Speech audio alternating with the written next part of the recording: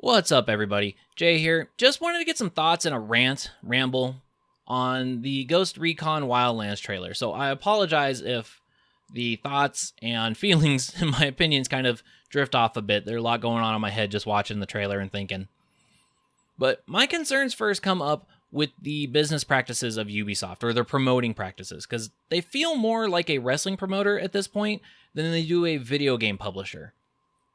And my reasoning for that is looking at 3 of their last big releases in Watch Dogs, Rainbow Six Siege, and The Division. Now, the video I'm showing up here is from Digital Foundry, and it shows the differences between the E3 trailer back in 2012 and the game that was actually released. And the trailer, when it came out, looked phenomenal. It looked like it was going to be a realistic version of Grand Theft Auto with hacking. You know, Aiden's coat was alive, and the lights reflected, rain and what's going on around him and shadow and all that. There was even reflections in the mirrors. The game comes out, and it's nothing like that. It's gated at 30 frames per second. It was like 720p. There's no reflection in the mirrors. But the driving was awful. The story was awful. Shooting was awful. Just the game itself was not what was represented in these trailers. And then you move ahead a couple years, and the gameplay demo for Rainbow Six Siege comes out in 2014. And they show this great setup where you're picking where you're going to go and what tactics you're going to use. And you drop in from a helicopter, and you storm this house trying to rescue a hostage. And the environment looks great. The models look great. That hostage reacts to stuff. And then the actual game comes out, and you pick a character, and you watch a load screen, and then you get into the map, and you kind of set up, but there's no communication unless you're on comms with people. And the models and the textures look half as good as the gameplay demo does, and it's not the same representation again. This time, though, the gameplay at least was fun. Rainbow Six Siege is a fun game, but visually, it is not on par with what they were trying to sell the customer. And then you move ahead again to The Division, which in the gameplay trailer and the actual game itself both look fantastic. The trailer, yes, looks better. It is still doctored, but the game itself looks great. You play it on a good PC or high-end PC, you play it on Ultra, and the game looks amazing. And this time it actually has some reflections. You can see reflections in the water and stuff. But there were downgrades, but the biggest issue was that the gameplay is not fun. And that is something that was not conveyed in the videos.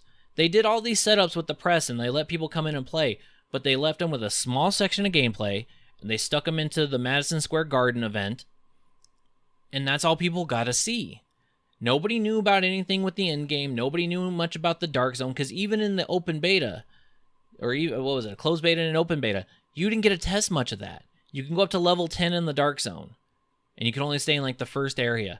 You could only get to like level 8 or something like that in gameplay. You can only go up until about the Madison Square Garden event. So nobody got to see in-game. Nobody got to see different variations of enemies, which there were hardly any of. You got to fight gang members and more gang members and soldiers. And that was about it. But none of that, once again, was conveyed in the footage, the trailers, the gameplay that they put out there. And I know some people are going to go, well, that's the point, Jay. When they put out a trailer, they are promoting. The only problem between Ubisoft's trailers or their gameplay footage and other companies is if the gameplay footage is not a representation of the game, they usually throw up a comment like, not actual gameplay footage. In-engine, not gameplay footage. Or maybe you get the occasional, this shit ain't really what's going on in the game. And that's where my concern comes in for Wildlands, is that we're seeing this trailer, and I'm seeing people get hyped already. And I think they need to temper their expectations. I know I am.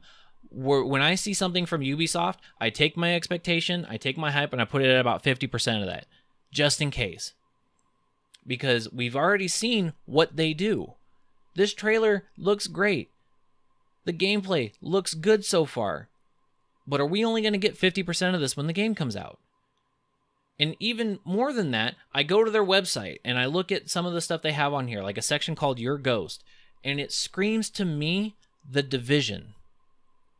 You know, you see these four ghosts, these operatives, and you're like, okay, I'm going to play as one of them, and they're each going to be different. One guy's going to be run and gun. One guy's probably going to be like, you know, the sniper. One will be intelligence. And when I play with friends and I do co-op, we all get to pick a role. But then you read what you actually do, and it's The Division. You can go in, you can set up your operative however you want. You get to find other gear. You've got all these clothes and stuff at your disposal.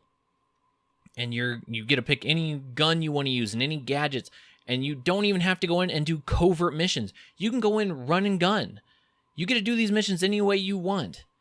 There's no tactics to it. You can just kind of do whatever. So eventually there's going to be, you know, distinct setups.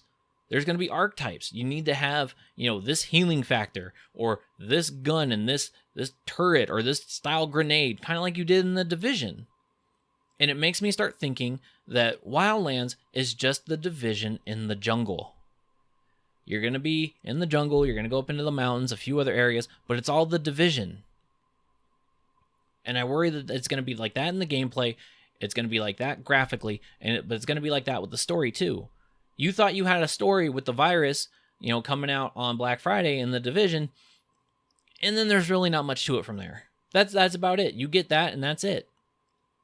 You know, it ends very lackluster, and I'm worried that Wildlands is going to do the same thing.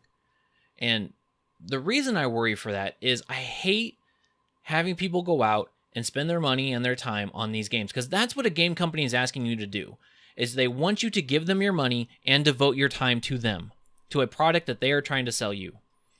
And I hate and I feel bad when people do that, when they go out and they spend $60 on a game and they feel disappointed because you've wasted your time and your money. And I don't want people to do that with Wildlands if it's going to turn out the same way as other Ubisoft games.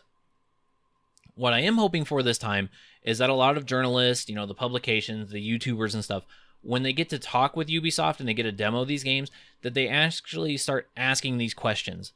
You know, they ask about how the gameplay is really going to go, where the crafting is going to go, how the implementation of enemies and their variations are going to be, instead of waiting for the game to come out when it's too late, when they don't have time to review it and get that message out to people before they spend their $60.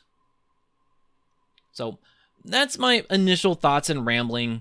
I could be wrong. Hopefully I am. Maybe my opinion is just, you know, up in the clouds. But if you agree, if you disagree, let me know in the comments below. Let's get a discussion going, because that's the best way to get anything happening with these games.